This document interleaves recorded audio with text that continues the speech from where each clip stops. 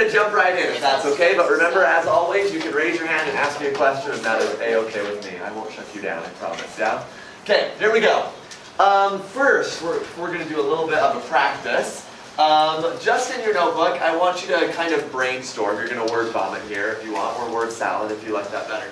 What do you have of your villain so far? Just write down everything you know, and if it's nothing, you can put, I know nothing. Or you could put names, or generally this kind of vibe, or whatever you want to go with, yeah? So I'm going to give you a couple minutes, write down, what do you have of your villain so far? I will talk about this just a little bit because it's not in my slideshow, but I got this question yesterday. There is a difference between series villains and book villains. And here's the difference. Your villain one is usually your end-all be-all villain. It's the one that you're going to have be the end boss of the whole thing, right? But sometimes people will have like a substitute in book one who kind of plays the villain for that. Let me give you a great example. If you've read Hunger Games, or watched Hunger Games, the series villain is President Snow. The villain of the first one is mostly played by Cato, yeah? Cato is your villain of book one. President Snow is the villain of the whole thing. Do you understand what I'm saying here now? So that's the difference between a book and a series villain. Alrighty, characters. We're going to be talking about the things that matter. So I don't know if you guys have ever seen this before, but when you are like, how do I do like good character development? Or how do I like figure out who my character is? Google will vomit up to you like a bajillion character sheets. Have you seen this? Yeah. It'll be like, what's their hair color, and eye color, and weight, and when were they born, and all that stuff, right? You've seen these? Yeah. Do you like them? Yeah. They're great, but they aren't the end-all be-all. I don't recommend you swear by them, yeah? It's okay if you do that. Don't swear by them, though, and I'm going to tell you why. Who's this guy? Darth Vader. Darth Vader. Good villain? Yeah. I think so. I think it's pretty good. Do you know Darth Vader's birthday? No. Do you know his weight? No. You don't know these things. Do you need to know these things? Probably Not really. Okay, who's this guy? Voldemort. By the way, did you guys know that Voldemort is the incorrect pronunciation of his name? J.K. Rowling later said, everyone says Voldemort, so I just went with it. But his name is Voldemort. The T is silent. But there you go. Fun story that you maybe didn't know about Voldemort, but I'll call him Voldemort because I'm American. So here we go. Do you know his financial situation? Where's he getting his money from? Here's another one. Who's this? Joker. The Joker. Do you know his siblings' names? Does he have siblings? He's an only child. Maybe an only child or a middle child. And what about his favorite season of the year? Probably Halloween. I like it, I like it. So here's the point of what I'm telling you with these villains, is if you dive in and you start building your villain, here's things you don't actually need to know. Which is, you don't need to know their favorite color. You don't need to know their height and weight. Now, I put exact height and weight. It's nice to know how they stand compared to others, but when you looked at your friends and you're like, they were like 5'3", and then my other friend's like 5'7", you probably don't do that. You just say, well, she's a little bit shorter than him, right? And that's all you need to know. So that's important maybe, but not like, they are 6'2", 170 with a BMI of 3.1, right? You don't need to know those things. So, you don't need to know their favorite meal, right? Maybe Voldemort likes macaroni and cheese. I don't know. You don't just fill out these character sheets online. Now notice I didn't say don't fill them out. I said don't just fill them out. You can fill them out, but they are not going to be the thing that gets you the character that you want. This is the case with both villains and with good guys, and really every other character, right?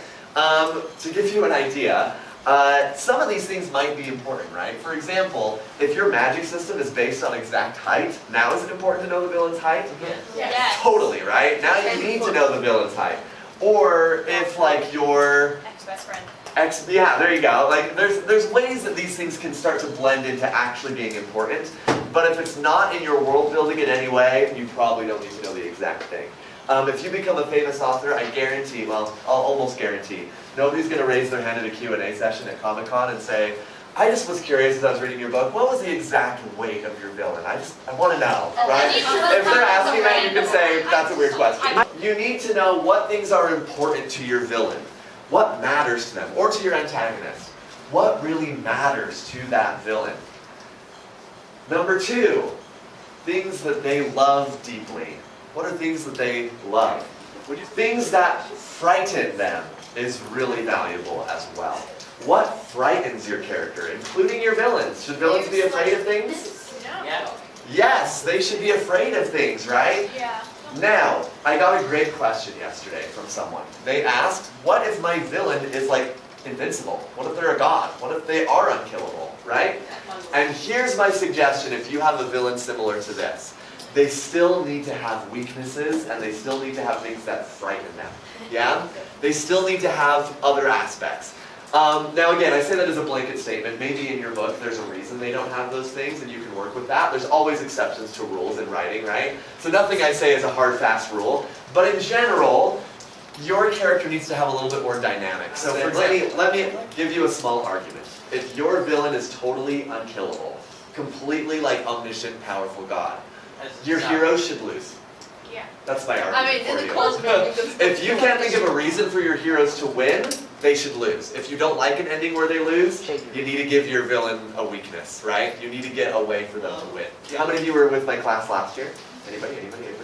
Does this look familiar? This slide? This is the same thing I taught for building a hero. So heroes and villains are the same person.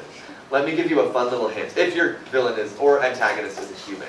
If your villain or antagonist is a human, you will find almost every villain, the difference between the villain and the hero is how they deal with trauma. A hero will take trauma and decide, I don't want other people to deal with what I dealt with, so I'm going to try to save other people, right? The villain deals with trauma and says, the world hurt me, and the only way I can fix this is by hurting the world back. That is the difference between a hero and a villain, right? Same people reacting differently.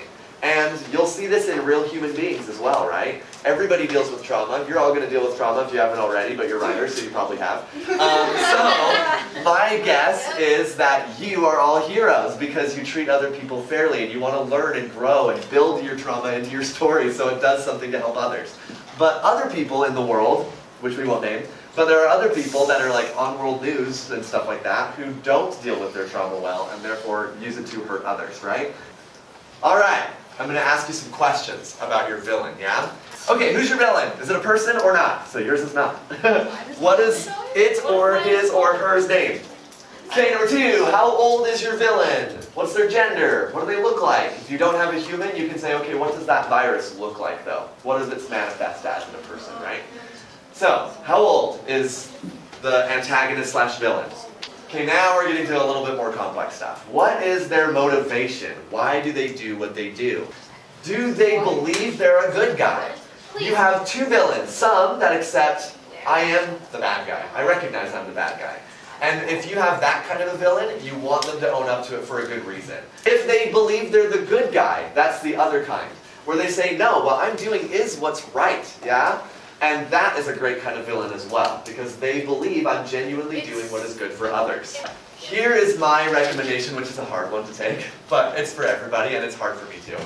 All the time when I start building my characters and my story in general, like world building if you're taking that class too, all the time I will ask myself the most difficult question in the world, and it's only one word, which is, why? And I will ask myself that over and over until I can honestly explain it. So, I can tell a lot of you guys, how many of you guys have a villain that is a god? I'm seeing quite a few comments. So, let me give you an idea of a villain I've done and how I did it. Who was a god, right? Because they're my figure in red and figure in purple from the Necro-Revenant story that I told you guys about, right? They are gods. They have the ability to create. But that's all they started as, and I was like, well, but why are they bad then, right? So then I thought about it and I built an explanation by using why, yeah? And what I built was, they weren't always gods. They were once regular people and they ascended to godhood, yeah? So they're flawed, right? They're not just perfect gods. They were very imperfect people who then became gods. And imagine if I thrust all of that power into your hands. You're going to be like, okay, and so they start doing things they shouldn't do, because they're kind of drunk on this, like, look at what I can create. I would hand it back. That just Yeah, sounds too much like power, way right? too much power. So, they Way got too it, and they're much. like, cool, I'm going to build whatever I want and do whatever I want. And it starts damaging the world. And then there are other gods who ascended, who said, no more. And they threw them out, like the devil, right? Said, you're no longer gods the way we're I gods. would just like. But now they're on Earth, still with those abilities, doing those things. If So they're that explains them, right? So, do others follow them? Why or why not? And how do they treat those people who believe similar to them? Yeah? Do they hate everybody, or are there some people that they're like, no, I get you, right? If we look at Voldemort, he doesn't love any of his followers, right? But does he appreciate that they help him, like Bellatrix? Yes. Lucius, until it's no longer useful to him, right? So that gives you some idea of who Voldemort is as a person.